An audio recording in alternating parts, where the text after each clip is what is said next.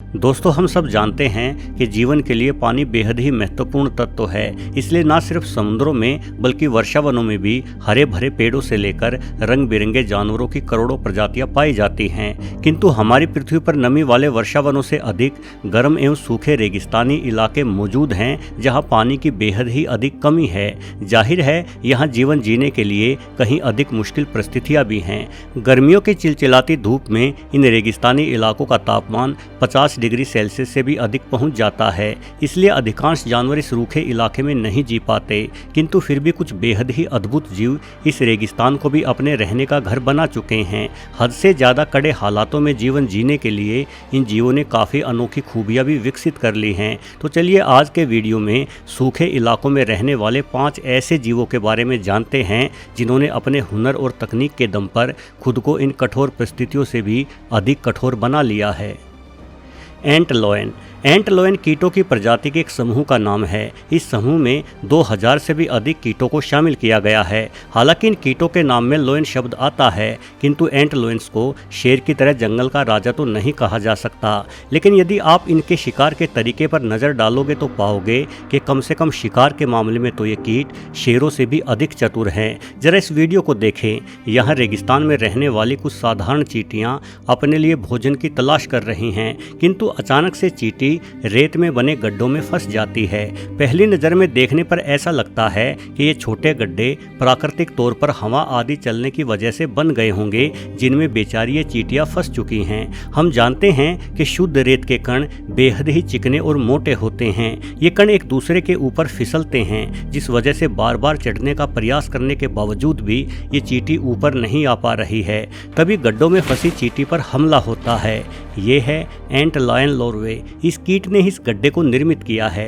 एंट lion लॉर्वे चींटियों के चलने के रास्ते में इन गड्ढों को बनाता है और गड्ढों के बिल्कुल मध्य में छुप कर बैठ जाता है। जैसे ही चींटियां इन गड्ढों में फंसती है तो एंट लायन लॉर्वे उन चींटियों को पकड़कर बुरी तरह से पटक पटक कर मार डालता है।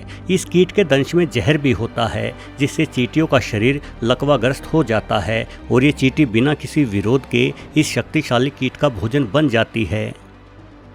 गोल्डन मोल।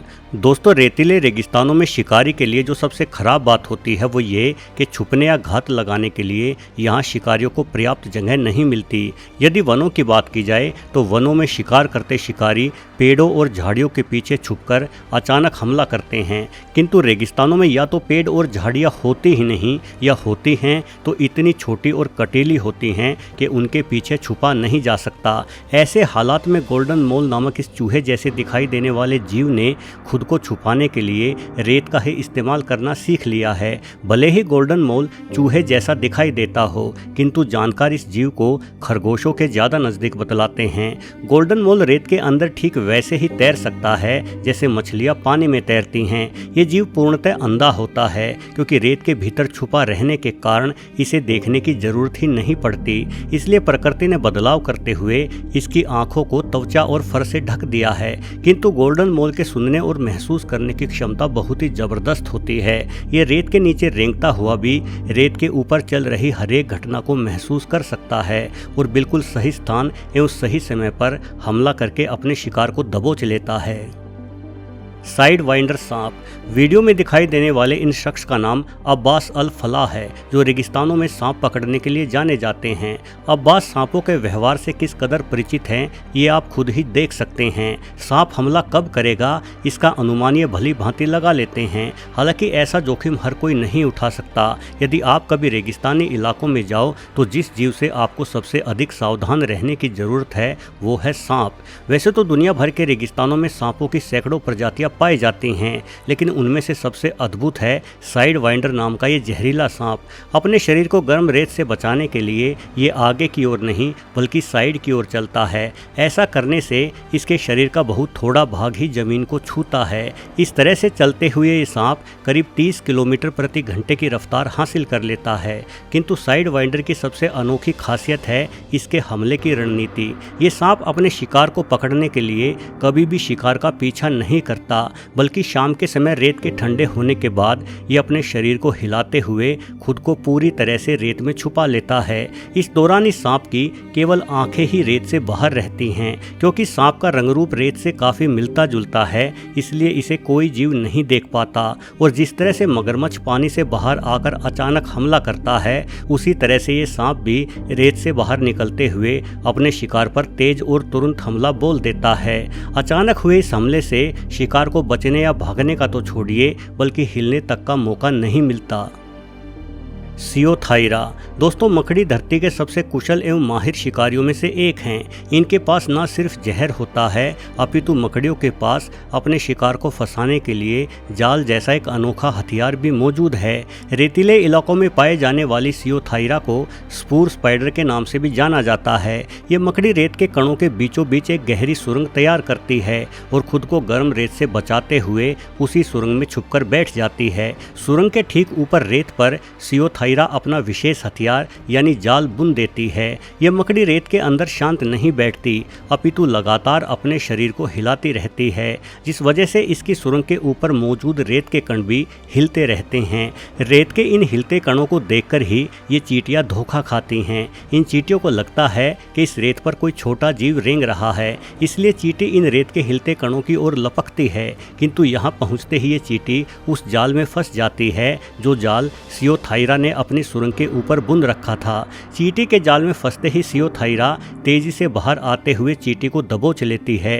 सियोथाइरा के जहर के असर के कारण चींटी अपना बचाव नहीं कर पाती और ये मकड़ी चींटी को आसानी से अपनी सुरंग के भीतर खींच ले जाती है। स्पाइडर हंटिंग वास्प जीवों के संसार में एक फूड चेन होती है जो सभी जीवों से जुड़ी हुई होती है। जिस तरह की कुशलता से मकड़ियाँ चींटियों का शिकार करती है, उसी तरह से मकड़ियों को मार डालने के लिए भी ये वास्प मौजूद हैं। मकड़ियाँ चींटियों को पकड़ने और खुद को गर्मी से बचाने के लिए 1.5 फीट से अधिक गहरी सुरंग खोदकर उस सुरंग में छुप जाती हैं। किंतु यदि वास्प को मकड़ी की भनक लग जाती है तो ये मकड़ी को उसी की सुरंग से बाहर खींच लाती है। ये वास्प रेत खोदने में इतनी माहिर है कि अपने वजन से 80,000 गुना वजनी रेत को 1 मिनट से भी कम समय में अपनी टांगों से पीछे धकेलते हुए मकड़ी की सुरंग में घुसती चली जाती है। हालांकि मकड़ी तेजी से बाहर भागती हुई खुद को बचाने के लिए एक अन्य अनोखी तकनीक का इस्तेमाल भी करती है। मकड़ी रेत में ऊंचाई से नीचे की ओर अपने शरीर को गेंद की भांति लुढ़काते हुए भाग निकलती है। किंतु यदि वास्प मकड़ी को पकड़ने में कामयाब हो गई तो ये तुरंत अपना जहर मकड़ी के शरीर में उगलकर मकड़ी को अपाहिज बना देती है। वास्प ज़्यादातर मौकों पर मकड़ी को खाती नहीं है, हालांकि थोड़ा बहुत खा भी लेती है, किंतु ये मकड़ी के शरीर का असल इस्तेमाल अपने अंडे देने के लिए करती है। एक बार मकड़ी को काबू में करने के बाद वास्प अपने अंडे मकड़ी के शरीर में छोड़कर उस मकड़ी को उसी की सुरंग में दफना देती है। वास्प के अंडों में से निकले इसके बच्चे इस मकड़ी के शरीर को ही खाकर वृद्धि शुरू करते हैं। दोस्तों, गर्म रेगिस्तान में अपना जीवन जीना बेहद ही चुनौतीपूर्ण कार्य है, किंतु वीडियो में दिखाए गए इन अद्भुत जीवों के सामने ये गर्म रेत सदियों से हार मानता आया है। इन जीवों ने कठोर परिस्थितियों में भी ऐसी अद्भुत शिकार की तकनीकें सीखकर ये सिद्ध किया है कि पक्के इरादों के सामने चुनौतियां हमेशा हार मान जाती हैं। वीडियो देखने के लिए आपका बहुत बहुत धन्यवाद।